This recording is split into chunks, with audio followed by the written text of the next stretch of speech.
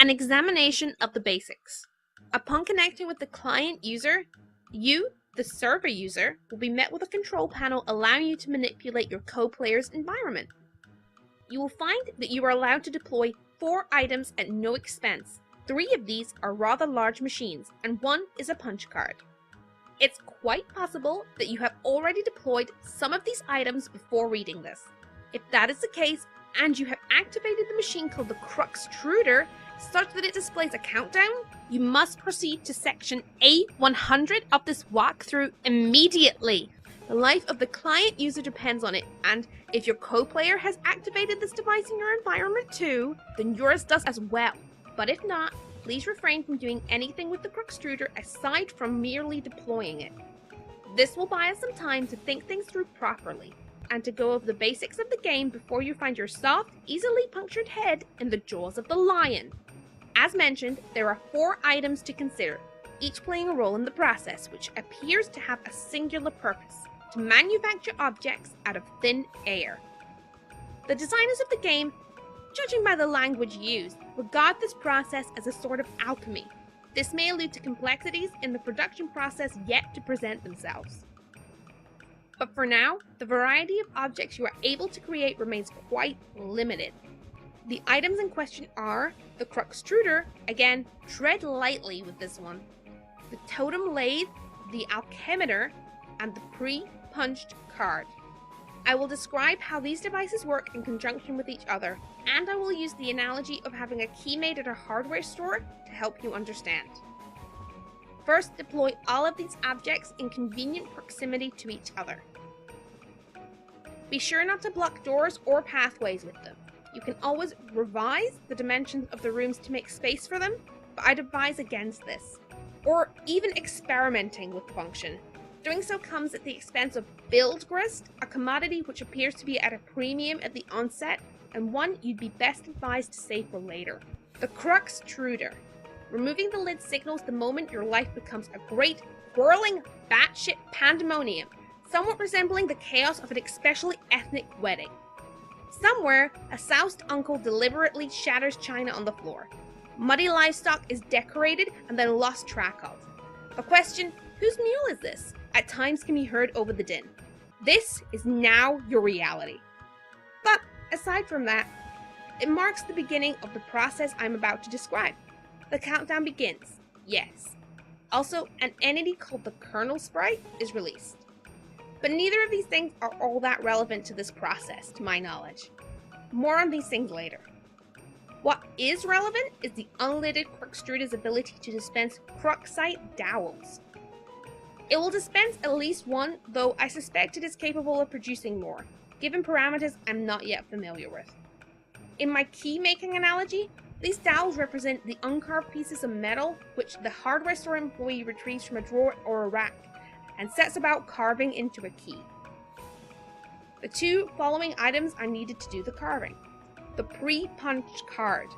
It is a simple Siladex card containing an item. There is evidence to suggest the specific item it contains is variable from session to session. The card I deployed contains a blue apple. Yours may be different. It shouldn't matter, hopefully. Additionally, the card, as you may guess, is punched, like the ones used with antique computing systems. The pattern of holes comprises data, which I believe corresponds to the instructions for creating the item the card contains. That it is pre-punched suggests that there is a way to punch an unpunched card, possibly imprinting it with the data for the item it contains, though no mechanism for this has presented itself yet. But the data on the card cannot be used to create this item directly. There is a middleman.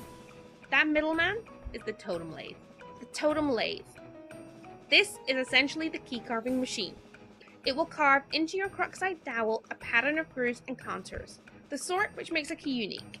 The instructions for this pattern are supplied by the punch card, which is inserted into the lathe pre-activation to configure its chisels. Once the dowel is carved, you have a totem serving as your key, which can then be used to unlock the card item through the alchemeter. But at this point, I will diverge from my key-making analogy and switch to a barcode analogy, which is not a terribly strenuous leap to make since the concepts of a key and a barcode are essentially the same, one being a unique pattern of grooves, the other of varying black lines. The alchemeter. If you place a Croxite dowel, Carved or uncarved, on the alchemister's small pedestal, its robotic arm will scan the contours with a laser. Hence, the barcode analogy. This is the machine's way of reading the data originally imprinted from the card and transforming that data into a physical object. Though typically, this is not done without expense, I believe. An uncarved DAO results in the creation of a perfectly generic object, which is a seemingly useless green cube. It costs 2 units of build grist to make, and I do not advise you to waste resources on it. There appears to be many other varieties of grist, ostensibly used in combinations to create different sorts of items, which possibly offers some insight into the game's use of the term alchemy. But, quite conveniently, there is an exception to this. Creating the item on the pre-punched card costs nothing. This is good, because creating this item turns out to be essential. Now that you know this, you can in your own time begin the process. Once you initiate it, naturally there is no going back, so best to be prepared. But you probably shouldn't drag your feet too long. As I mentioned earlier, this is your only means of escape. When you're ready, be prepared to follow the steps in the next section swiftly. So your extruder is ticking. Do this to live. In the distance, meteorites fall with even greater frequency. The fire in the forest burns so hot, not even the rain is putting it out. You check your laptop battery and find that it is alright for now, but it won't be for long. If the power in the house doesn't come back on, you can think of one last resort. The small backup generator stored behind the mausoleum. Rose then attempts to prototype the sprite with the Betty Crocker box. What? Oh man, you're gonna use that? That sucks, what a stupid idea. We have to hurry along. I'm running low on battery power. The cake mix, it's so dumb. I doubt it matters. We might as well just use any old crap lying around. Fine, I guess. The sprite is playing hard to get. You guess that is what you get for originally prototyping it with something that engenders mischief and pranksterism. Do the pot of the vegetable instead. It looks delicious. Pipe down, you. This is Rose's decision, not yours. Rose then attempts to prototype the sprite with the Sassacre text. Oh yes! Sweet! Now we're talking. See if you can distract it. I'll try to sneak up on it. The sprite finds the distracting manner in which you flail about to be rather distracting. The pesky sprite eludes you again. Not even the great Colonel himself can outfox it. In narrowly missing your attempt to create the Colonel sprite, you drop the massive tome. The entire house rattles with the astonishing girth of the book.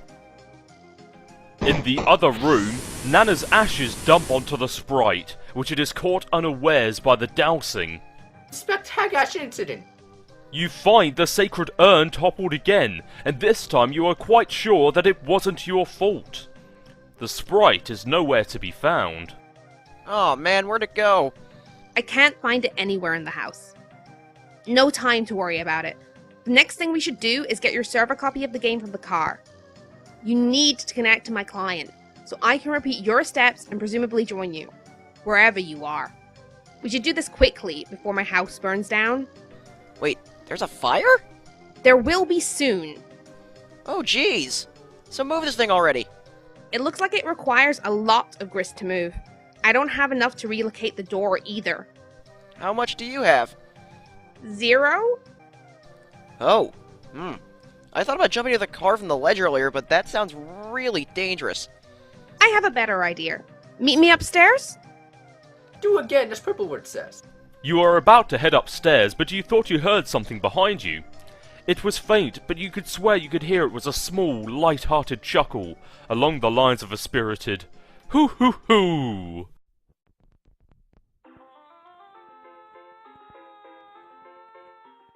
Ignore this woman's antics. You're not sure if you even saw a woman, let alone any of her hypothetical antics. But whatever it was that you might have caught a glimpse of, it sure gave you the willies. You head upstairs on your way to the balcony. Your PDA is acting up again. Hey bro, check it out, I'm working on some new rhymes. Dude, I don't have time for your nerdy raps. Come on, this is Hells of Ill, just listen. It sounds like you don't even believe me that I was about to get blown up. But I really was, but now I'm in some weird dimension that Spurb sent me to or something. And now on top of that, I think I'm being haunted by my dead grandma. Huh. For real? Yeah, it's true, but I'll talk to you later about it. I think I could just drop some sick rhymes about all this. Man, see, I just don't think all this rapping stuff is as cool as you think it is. Nah, this'll be dope, check it. No, I have to go, bye. Wait. Armageddon's getting waged on us, but I'm getting armed and dangerous. Sending men in space for saving us. See which players more courageous. Ben or Bruce, dudes reach a truce. Put their blow shoots to use and upsuck it. Affleck sacrifice, crifice. I would have to suffice. Aw, fluck it. Bro be a stained glass saint up on a cross getting hella Christ plagiarist. Bruce is like hella offa that crucifix. Nuff of this fucking savior fuss. Restrained his ass per McLean Redux while Buscemi remained derangerous. When a plan gone astray, pays off a wasted crater us. Ashtray cratering to layers of Matt McConaughey's vague remainder dust. Wait, McConaughey wasn't even in any of those Meteor movies, was he? I'll have to make a rap about, I don't know, Morgan Freeman or something. Being the president, it'll be called Obama Made It So That No One Gives a Shit About Black Presidents in Movies Anymore. See, you gotta fill me in on what's going on. So I have something to rap about besides all your dumb shit movies. Enough strange poetry from the red text. You head out to the balcony to find out what Rose has in mind. She is messaging you again. The purple text is less irrational than the red text. I'm lifting up the car to the balcony. Whoa, okay. Once it is up, retrieve the game. Then I'll put it back down on the driveway. But the door is locked. Then break a window! But it's my dad's car! It's just a window, and this sort of thing is an emergency. Otherwise, I promise I'll handle the car with velvet gloves. Alright.